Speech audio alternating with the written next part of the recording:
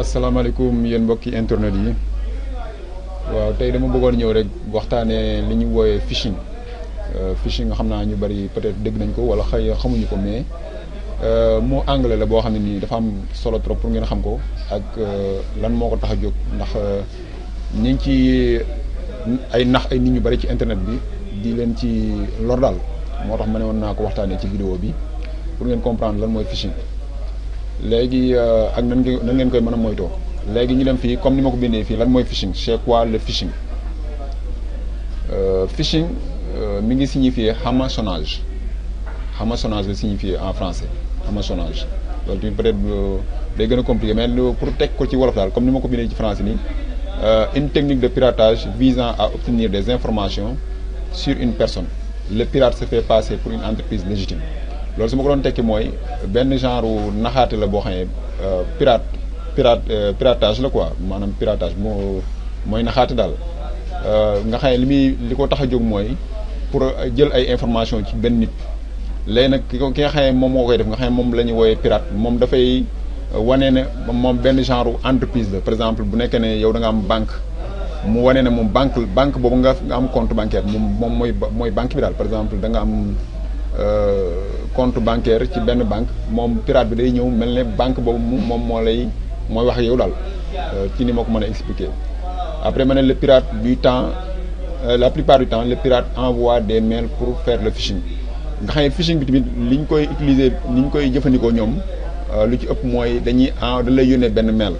te phishing moo ko dee teg ca anglais mooy maanaam napp ñoom genre napp la ñuy def daal ñu ngi mel ne nga demoon ci géej gi di napp. waaw xam nga boo dee napp jën yi da nga leen di nax pour jàpp leen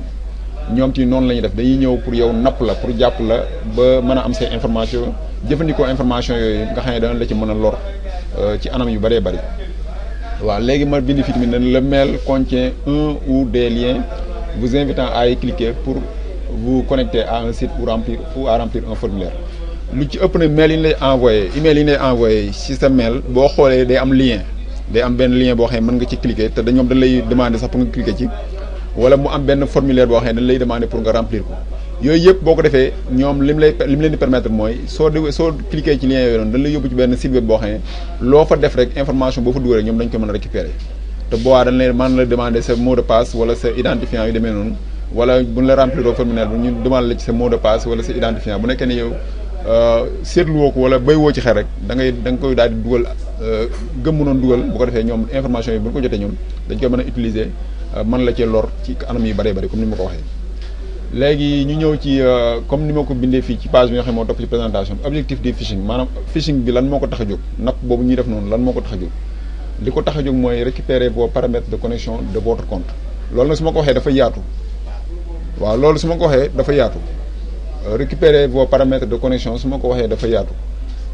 parce que mën naa doon compte bancaire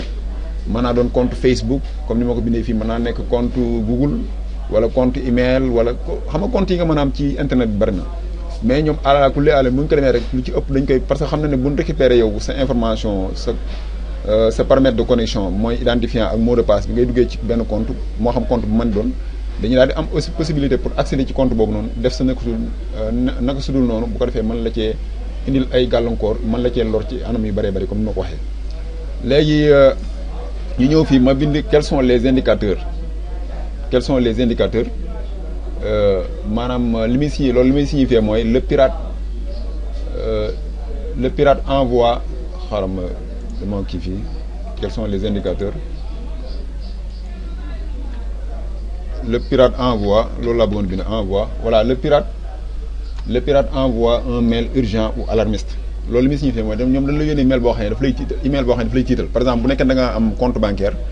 bu ñu fexee ba taxawaayu banque boobu noonu dañ lay envoyé ne la yow de sa compte bancaire bi soo changé wul paramètre de connexion yi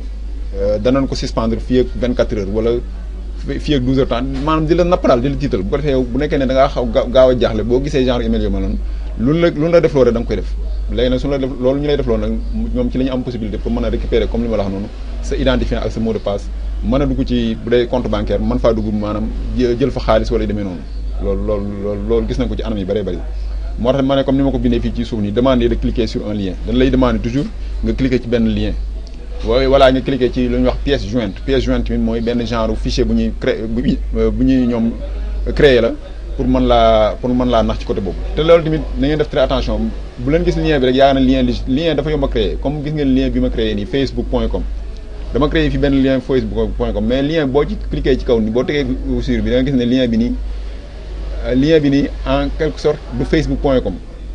te su ma copié woon lien bi nii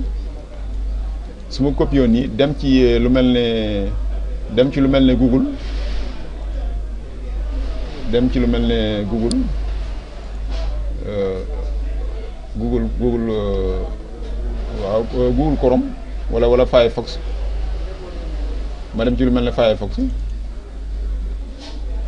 xaaral ma cliquer ci Firefox voilà ma copier lien bi nii xam nga yaa ne facebook.com la voilà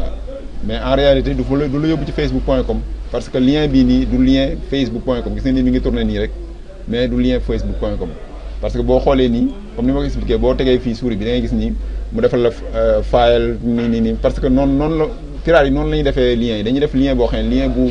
légitime la boo xam ne nii boo ko gisee da nga yaa ne lien bu baax la parce que xam nga facebook.com da ngay jàpp ne du la lor parce que facebook.com boo fa demee du am benn problème alors que tel n'est pas le cas moo tax ngeen war a def très attention ci yu mel noonu léegi comme ni ma ko waxee soo tegee souris bi toujours da nga gis ne lien bi en quelque sorte man dama ko créer mais lien bi soo ci cliquer comme nii soo defee contrôle cliquer ci gis nga nii effectivement lien bi du la yóbbu fenn loolu la quoi léegi ñoom na noonu la ñuy defee seen i mbir ba nax la ba mën a récupérer ces informations léegi ma ñëw fii ne les précautions à prendre précautions yi moom yii moo ci ëpp solo par exemple comme ni ma ko waxee ne cliquez jamais sur un lien dans un email bu ñu la mën di envoyer même bu nekkee ne sax ki la ko envoyé dafa nekk wala entreprise bu fiable même bu nekkee ne banque bi ngay séexal sax moo la ko envoyé sax bu ci cliquer man loolu laa lay conseillé bu cliquer ci benn lien boo xam ne envoyé na la ko ci email deuxièmement ne répondre pas à cet email maanaam bul répondre ci email boobu noonu email bi ñu la envoyé ne pas répondre à cet email bu ci répondre bu ci tontu daal moom loolu laa ko mën a tekkee ci wolof ne pas ouvrir de pièces jointes mooy genre fichier yoo xam ne tamit dañ koy attaché ci mail beeg yooyu yëpp bu ko kii même bu nekkee ne comme li ma wax même bu nekkee ne banque bi nga seqal wala entreprise bu mën doon nga xam ne daa seqal moom nga xam ne lor na la ñii ñoom ñoo la envoyé mail bi te loolu tamit danaa fa taxawaat tuuti def fa taxaw seetlu ndax am na email yu ñu lay envoyé boo xam ne mën naa am adresse email banque bi exactement alors que adresse email nit ki mën nañu ko utiliser sans que nit ki moom yëgul tinul loolu tamit ñu bari xamuñu ko par exemple man mën naa am sama email man mën naa am sama email mu nekk email bi ablayndjaye.com damay joxe exemple nii rek mën naa am sama email mu nekk email ablayndjaye.com léegi ablayndjaye.com boobu keneen utiliser ko def ci ablayndjaye.com ablayndjaye@gmail.com du moins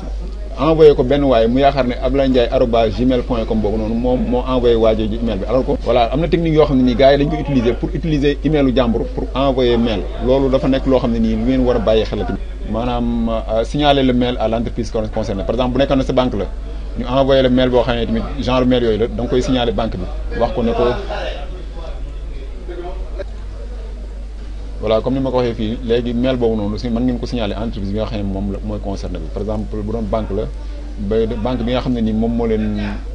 moom fu ngeen am compte bancaire moom na ngeen ko signaler bu ko defee moom mu mën a jël ay matukaay ci mail bu mel noonu quoi. voilà léegi dernière page présentation ma ne que faire si je clique sur le lien par erreur par exemple imaginons dañ la envoyé benn genre mail boo xam ne mailu phishing la nga cliquer ci lien bi nga xam ne fan la envoyé nga xam ne lien boobu moom lay wax lien bi nga xam ne moo la mën a indil ay jafe-jafe daal nga cliquer ci ba remplir ay informations yu la gars yi demandé ba mu jàll yu demee noonu te xamoo ci dara après nga réaliser ne nag lii moom erreur la daal loolu soo ko defee comme li ma bind fii contacter le plus rapidement possible l'entreprise concernée pour bloquer l'accès à votre compte maanaam entreprise bi nga xam ne nii moom mooy entreprise concernée bi par exemple bu doon banque la moom laa mën a jox exemple parce que lu ci ëpp pirate yi ñoom xaalis moo leen yitteel quoi bu dee banque la banque bi ngay contacter directement mu bloquer compte bi bu ko defee bu bloquer compte bi automatiquement même pirate bu nekkee ne am na accès ci identifiant yi mot de passe bi du mën a dugg ci sa compte bancaire pour def si nekk si dul noonu léegi nag après nag matukaay bi ngeen di jëlaat nag mooy ngeen daal di jéem a contacter ak banque bi pour ngeen mën a changer identifiant ak mot de passe bi nga xam ne moom ngeen doon jëfandikoo pour mën a dem ci site banque bi wala demee noonu daal loolu daal laa ne matukaay boobu moom bu ñu ko jëlee man matukaay yi bi ngeen ko jëlee yàlla mën na leen a musal donte mucc ci à 100% yombut mais lii ay tegtal la yoo xam ne bu ngeen ci kiyee rek lu ci ëpp suñu borom mën na leen musal ci genre phishing yi nga xam ne nii ñu ci bari dañ ciy loru ci internet bi te lu ko waral mooy duñu am yenn information yi pour mën a jël yenn matukaay yi pour mën a contrecarrer li nga xam ne nii mooy genre phishing yi nga xam ne nii moom laa expliqué ci vidéo bi loolu laa ne woon naa leen ko indil comme information di leen remercier ñëpp di leen jaajëfal bu baax na wasalaam